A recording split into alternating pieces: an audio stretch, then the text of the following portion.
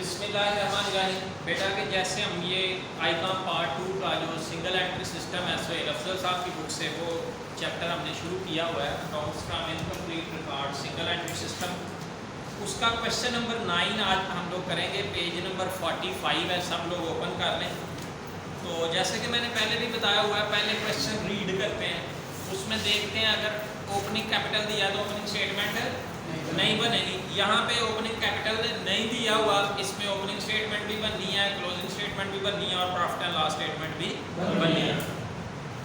और फिर एक और बात मैंने आपको बताई हुई है कि जो क्वेश्चन में एडजस्टमेंट्स होती हैं उनको ज़रा पहले देख लिया करेंगे किस किस से रिलेटेड है, तो फिर क्वेश्चन करना आसान हो जाता है। पहले देखें, उसके साथ क्लोजिंग के साथ आप लाइन लगा लेते हैं, उसकी रकम इनर कॉलम में लिखते हैं। तो हम देखते हैं ड्राइंग्स है, डेप्रीसिएशन फर्नीचर पे 10% दी हुई है, तो क्लोजिंग फर्नीचर के साथ आप अपनी बुक पे लाइन लगा लें, छोटा सा निशान लगा लें। फिर उसके बाद मोटर वैन पे राइट ऑफ यानी डेप्रीसिएशन है मोटर वैन के साथ, क्लोजिंग मोटर वैन के साथ लाइन लगा लें।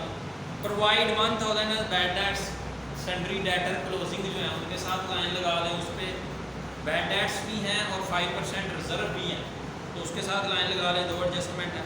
इस क्वेश्चन में एक नई एडजस्टमेंट है, रिजर्व फॉर बिल रिसीवेबल, यानी बिल रिसीवेबल के लिए भी रिजर्व क्रिएट करने हैं, तो बिल रिसीवेबल जो क्लोजिंग है उसके साथ लाइन लगा। अभी बेटा हम इसका क्वेश्चन स्टार्ट करते हैं। इसमें उसने कहा कि Sagir is not writing is book by properly, यानी वो प्रॉपरली डबल एंट्री सिस्टम के तहत बुक्स मेंटेन नहीं करता, तो उसका डाटा दिया हुआ है। The following information prepare statement showing profit and loss statement of affairs, कहता है जो नीचे डाटा दिया हुआ है उसमें स्टेटमेंट ऑफ अफेयर बनाएं और प्रॉफिट एंड लॉस स्टेटमेंट बनाएं।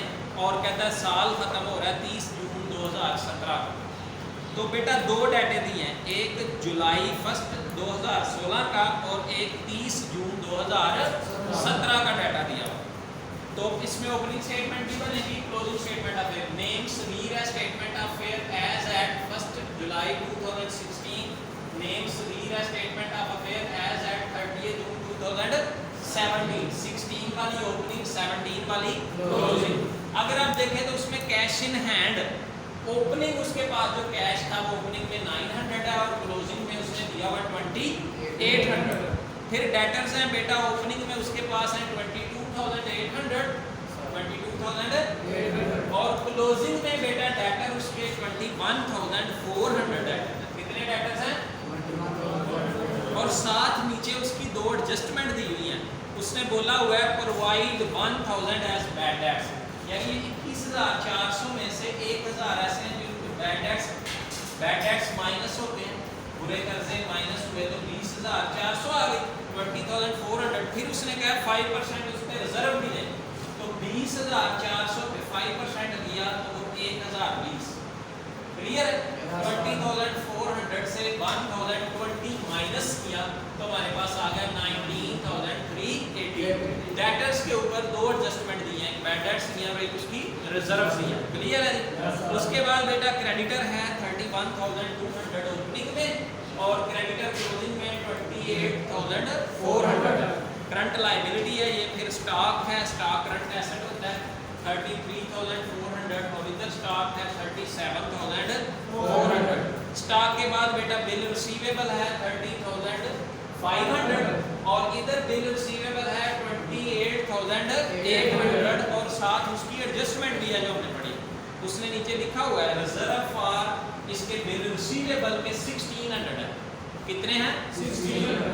बैड डेट्स के जो रिजर्व थे वो डेटर से माइनस हुए, बिल रिसीवेबल के जो रिजर्व है वो बिल रिसीवेबल से माइनस होंगे। 1600 माइनस हुआ 28,800 से 1600 माइनस हुआ तो बेटा हमारे पास आ गया 27,200।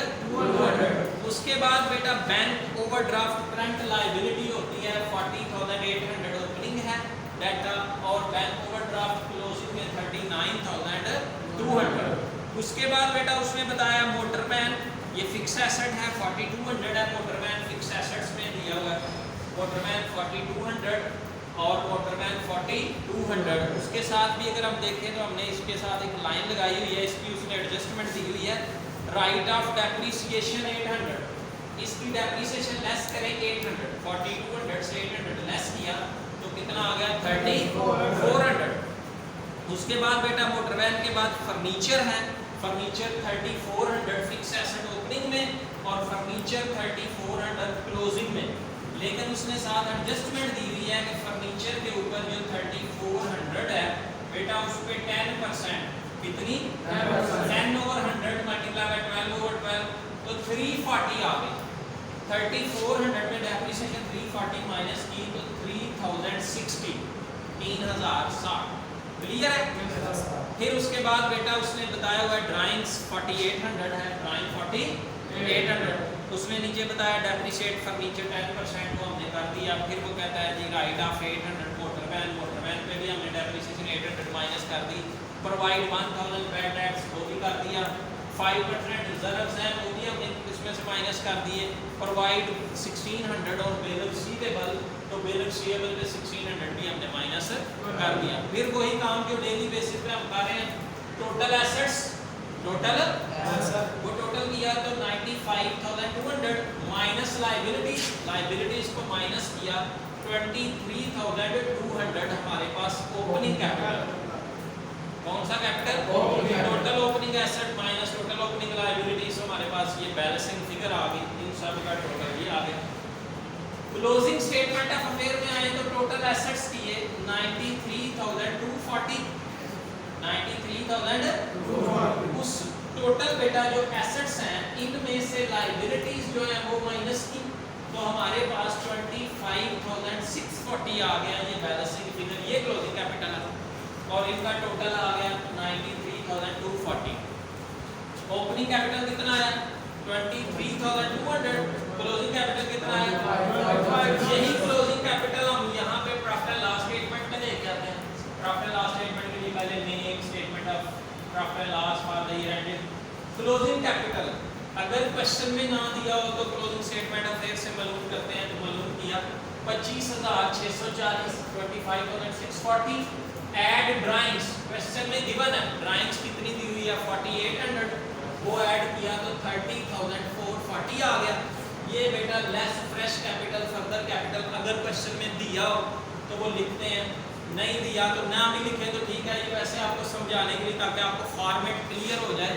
यहाँ पे नहीं दिया हुआ तो मैंने क्या लिख दिया है नील। अगर आप ये नहीं भी लिखेंगे तो कोई मसला नहीं, मतलब आप closing capital add drawing less opening capital पे डायरेक्ट भी आ जाएंगे तो गलत नहीं होगा। ये समझाने के लिए लिखता हूँ ताकि आपके ज़हन में जानशीन इसे कर ले, पक्का कर लेंगे ताकि आपको ज़हन में बैठ जाए। 30,440 फ्रेश कैपिटल कोई नहीं दिया तो यही adjusted capital at the end होगा 30,440। ओपनिंग कैपिटल भी नहीं दिया हुआ था, ये हमने मालूम किया। ओपनिंग कैपिटल एट ये जो हमारे पास था 1 जुलाई 2016 को हमने यहाँ से ओपनिंग स्टेटमेंट ऑफ अफेयर से मालूम किया था 23,200 वो माइनस हुआ तो 30,440 से ये रकम माइनस हो गई 23,200 तो हमारे पास प्लस में आंसर आया। किस में आंसर आया 7,240 प्लस में। तो बेटा प्लस में आंसर आए तो वो क्या होता है net profit for the year, और अगर माइनस में आंसर आए तो क्या होता है नेट लॉस। तो इस क्वेश्चन में 3 आंसर बेटा लिखे जाएंगे। एक चूंकि ओपनिंग कैपिटल नहीं दिया हुआ था तो ओपनिंग कैपिटल का आंसर आ गया 23,200। क्लोजिंग कैपिटल नहीं दिया गया था तो उसका आंसर आ गया क्लोजिंग कैपिटल 25,640 और नेट प्रॉफिट हमारे पास आ गया 7,240। कोई कंफ्यूजन? No sir. इस क्वेश्चन में सिर्फ बिल रिसीवेबल वाली है कि रिजर्व्स की एडजस्टमेंट आई है, बाकी हमने पिछले क्वेश्चन में सारी प्रैक्टिस की हुई है। क्लियर है? Yes sir. ओके।